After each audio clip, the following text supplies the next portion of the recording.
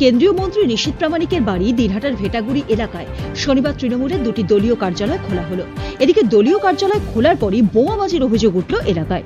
এদিন তৃণমূল নেতারা ভেটাগুড়িতে থাকাকালীন বোমাবাজি হয় বলে অভিযোগ ওঠে। ভেটাগুড়ি 1 নম্বর অঞ্চল তৃণমূল কার্যালয় এবং ভেটাগুড়ির ট্যাক্সি স্ট্যান্ডের পেছনে বোমাবাজি হয়। যদিও পুলিশ ঘটনাস্থলে যেতেই পালিয়ে যায় দুষ্কৃতীরা। ঘটনায় অভিযোগ উঠেছে বিজেপির বিরুদ্ধে। এ বিষয়ে তৃণমূলের দিনহাটা 1 নম্বর ব্লকের সভাপতি অনন্ত বর্মন জানান, বিজেপি আশ্রিত দুষ্কৃতীরা ওই বোমাবাজি করেছে।